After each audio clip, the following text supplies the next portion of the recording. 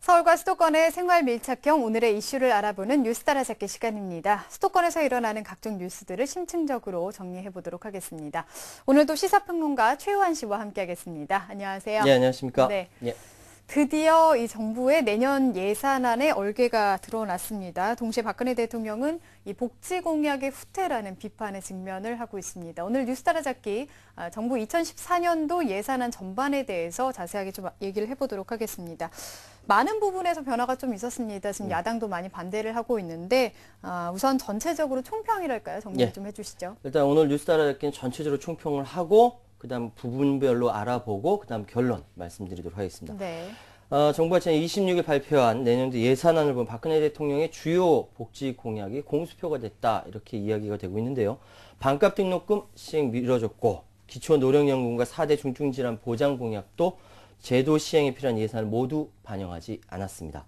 124조 원에 필요한 지역 공약 이행도 불투명하게 된 상황이고 내년 예산 3조 3천억 원 배정되지만 아마 이마저도 신규 사업은 700억 원에 불과한 상황입니다. 네. 이런 예산을 두고 민주당을 비롯한 야당은 공약과 민생과 미래를 포기한 3포 예산이다 이렇게 비판하고 있는데요. 박근혜 대통령 과거 발언 그대로 옮겨서 참 나쁜 대통령이다 뭐 이렇게 비판하기도 했습니다. 반면 새누리당은 올 예산안과 관련해서 특히 농업 부문과 그 사회 간접 자본 SOC 분야의 예산을 지켜냈다고 당의 입장과 상당 부분 반영됐다면서 긍정적으로 평가를 했고요. 정치권의 이 평가가 완전히 이렇게 상반된 상황에서 전문가들과 시민단체들은 재정 적자가 커지고 재정 건전성이 악화될 우려가 있다.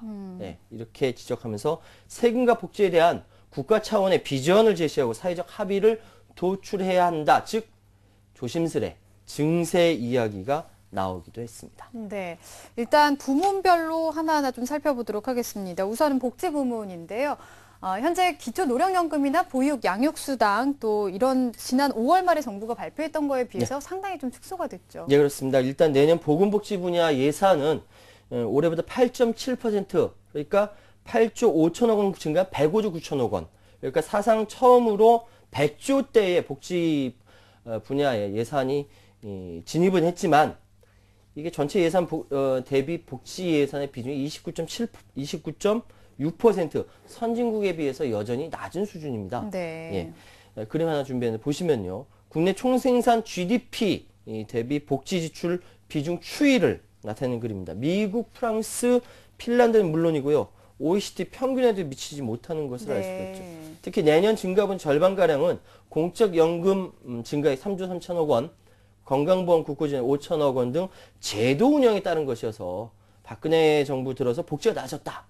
뭐 이렇게 국민이 체감하기는 좀 어려울 것 같고요. 네. 65세 이상 모든 노인에게 매달 20만 원씩 가장 시끄러운 기초노령연금 지급해서 10조 원 안팎의 재원이 필요하지만 현재 절반 5조 2천억 원만 배정해서 하위 70% 노인에게만 차등 지급하기로 했습니다. 이로 인해서 진통이 크고 진영 장관 사퇴한다 뭐 이야기가 많죠. 네. 그리고 반값 등록금 공약도 사실상 물 건너가게 됐습니다. 박 대통령은 이제 반값 등록 공약은 대학 등록금 총액 14조 원 중 학생이 7조 원 그리고 정부와 대학이 각각 4조 원, 3조 원 부담하는 방식으로 설계는 되었습니다만 하지만 이 예산안에는 교육부 요구분 1조 6천억 원 중 1조 원만 지원이 이루어졌고요.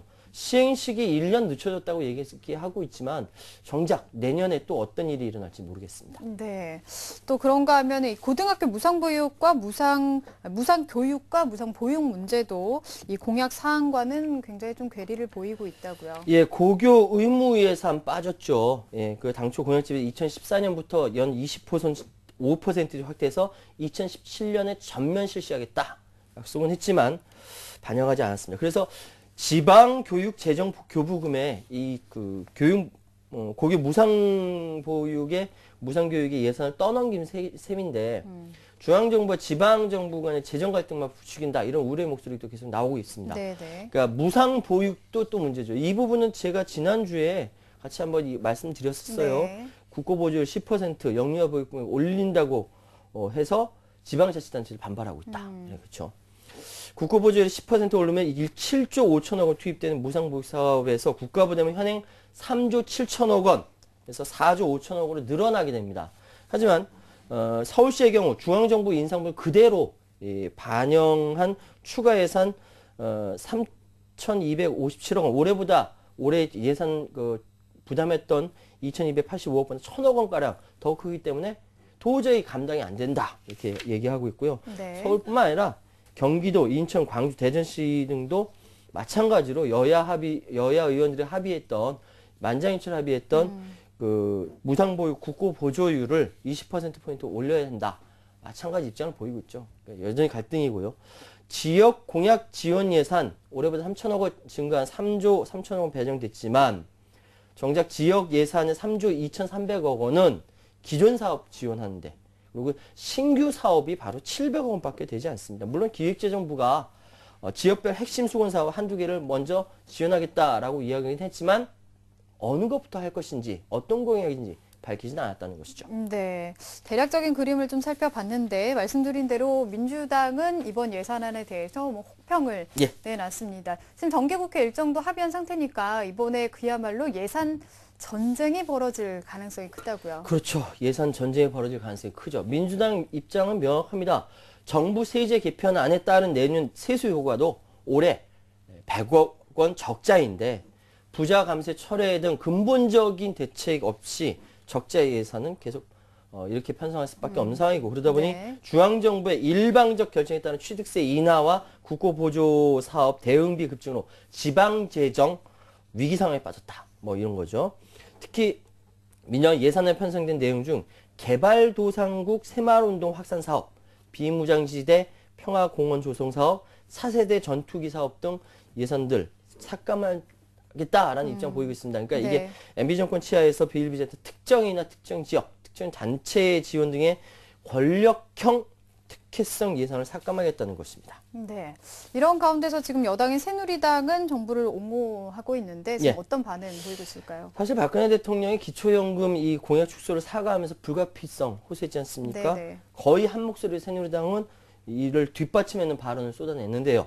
그러니까 요약하면 민주당이 지난 대선 내천 기초연금 공약에 허점 파고드는 동시에 노인들 입장에서 결과적으로 연금을 더 받는 것이 새누리 공약대로 하는 것이 더 낫다. 뭐 이런 내용입니다. 기초연금 정부안 현재 기초노령연금 타는 어르신 가운데 90%는 현재보다 2배 정도 더 많은 20만 원 수령하고 나머지 10% 가운데서도 절반은 5만 원에서 9만 원. 그리고 또 나머지 또 절반 또 최소 10만 원은 받게 된다라는 거죠. 민주당이 집권했다면 이것보다 오히려 못하다라는 이야기입니다. 그러니까 민주당은 기초연금 현재 정부안에서 비판할 자격이 안 된다. 뭐 이런 얘기를 하고 있는 거죠.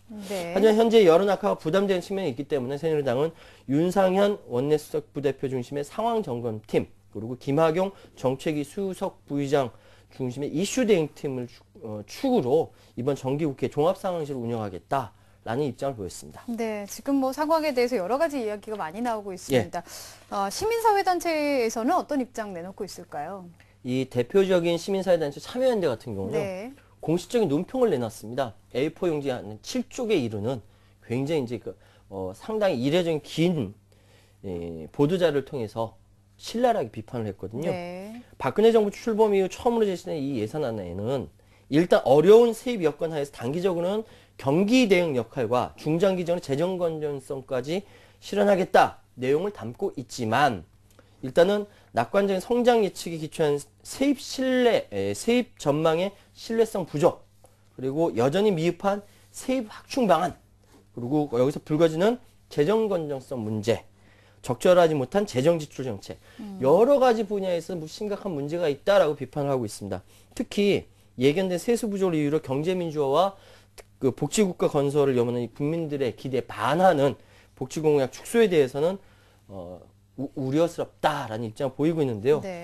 어쨌든 지금 일자리와 복지, 국방 예산과 교육 예산, 지방재정 확충 문제 전방위적으로 현재 2014년 예산안의 문제점 지적하면서 낙제점 줬고요. 현재 고소득층과 재벌, 대기업에 편중된 조세제도의 개혁, 부자 감세 철회와 부자 증세 등 재정 지출 새로운 구조로 나가야 된다 이렇게 굳이 강조하고 나섰습니다. 네, 그러니까 공약들이 많이 축소되는 것에 대해서 좀 우려를 나타냈다고 볼 수 있을 것 같은데 이번 예산안 발표에 대해서 그럼 전문가들의 목소리를 좀 알아보겠습니다. 반응 어떨까요? 이 예산 관련 전문가들의 한결같은 이야기는 이걸 타개할 수 있는 방안은 증세가 거의 유일한 방안이다.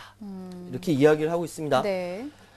민주당이 영업이익 500억 원 이상 기업에 대해서 그 법인세를 22%에서 25%로 올리면 연간 3조 5천억 원의 세수가 생긴다. 이 주장과 일맥상통한 얘기인데요. 대략 두 가지 주장하고 있습니다. 그러니까 대기업에 대한 법인세 감세 철회와 증세, 그리고 고소득층에 대한 증세. 이 두 가지 이야기인데요. 네. 외환위기 이후에 대기업 소득은 높은 성장률을 기록한 반면 개인의 소득은 5% 전에 낮은 수준에 머물러 있기 때문에 법인세율 3%포인트 인상은 전임 정부에서 인하했던 법인세를 다시 올리는 것이 아니라 그대로 원래 세제로 회복시키는 거다. 뭐 이렇게 이야기를 하고 있습니다. 또 소득세율 최고 구간을 조정한다. 그러니까 연소득 3억 원 초과에 적용되는 38%의 최고 세율을 그거를 1억 5천만 원 이상일 경우로 또 하향 조정을 하는 것이죠. 이 경우는 7천억 원의 세수가 확대된다. 종합해보면 현재 증세 외에는 답이 없다. 뭐 이런 이야기입니다. 네. 네, 기획재정부가 이날 내놓은 2013년부터 2017년에 이르는 이 국가재정 운용 계획을 보면 네. 재정 적자가 박근혜 정부 임기가 사실상 종료가 되는 2017년까지 지속될 거다 이런 전망이 지금 나오고 있습니다. 또 국내 총생산 대비 국가 채무 비율도 당초 목표로 했던 20%는 좀 어렵고 예. 30% 중반 정도에서 움직일 것이다 이렇게 전망이 나오고 있습니다. 지난해 이맘때는 내년 이후에 흑자가 될 것이다 이런 전망이 나왔었는데 좀 많이 다릅니다. 네. 어떻게 된 걸까요? 힘 빠지시죠? 네, 힘 빠집니다.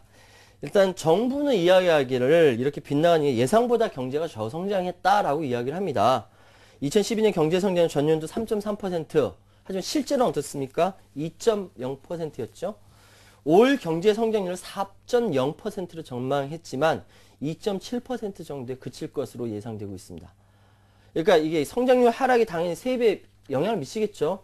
1년 전보다 세수 전망 20조 원 정도 줄어들게 되었고, 그래서 이명박 정부 때 세운 재정운용 계획에는 뭐 연간 국세 수입이 뭐 몇백억씩밖에 늘어나는 것처럼 표현을 해놨습니다. 근데 실제로 수치를 결국 보면 수정할 수밖에 없는 그런 수치로 나오고 있고요.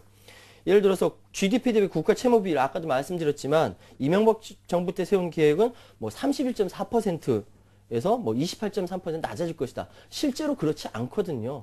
오히려 국가 채무도 매년 눈덩이로 불어나서 내년도에는 510조 2천억 원, 500조 돌파한다고 합니다.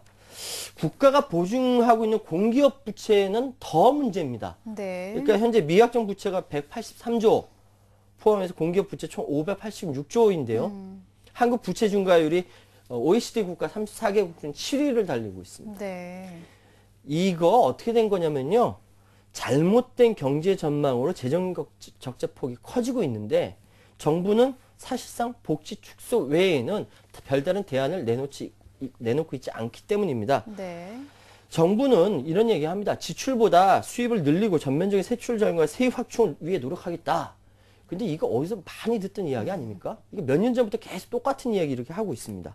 정부가 강조한 비과세나 감면 정비, 지하경제 양성화 이 정도로는 문제 해결되지 않거든요. 더 큰 문제 내년 경제 여건이 더 만만치 않다는 겁니다. 네, 네. 물론 많은 전문가들이 그렇게 얘기해요. 올해보다 내년이 나아질 거다. 이렇게 보고 있습니다만 지금 현재 미국이 양적 완화, 축소와 신흥국들의 경제 성장 둔화 이 복병으로 도사리고 있고 정부는 예산안이 3.9% 경제 성장률 전망치 이번에 적용을 했거든요.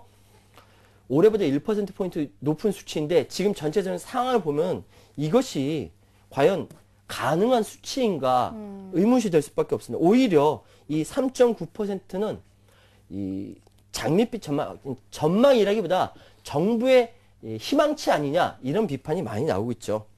결론적으로 말씀드리자면 박근혜 대통령이 국무회의를 통해서 기초노령연금의 후퇴에 대해서 간접적인 사과를 했습니다만 네. 이 사과로 그치는 문제가 아니라 우리 사회의 세금과 복지에 대한 국가 차원의 비전 제시 그리고 사회적 합의에 대한 논의를 끌어낸다. 결론적으로 정말 다른 것으로서 오히려 국민 저항만 나오기 때문에 증세에 대한 근본적인 대안을 나오지 않고서 이 문제 해결하기 어렵습니다. 근데 이 증세에서 가장 먼저 선행돼야 될 거 법인세에 대한 문제부터 하고 나서 증세 이야기해야지 국민들 저항이 적어질 것이다. 오히려 실제적인 행동을 놓칠 가능성도 있기 때문에 지금은 결단한 시기다. 이런 말씀 드리겠습니다. 네, 그러니까 앞에서 전문가들 얘기했던 것처럼 이 증세 문제에 대해서 좀 본격적인 논의를 시작해야 할 것이다 이런 생각이 듭니다. 예. 네, 우리 공동체를 위한 우리 시민들 모두의 합의가 또 필수적이라는 생각이 듭니다. 네, 지금까지 뉴스 따라잡기 최요한 씨와 함께했습니다. 감사합니다. 네, 감사합니다.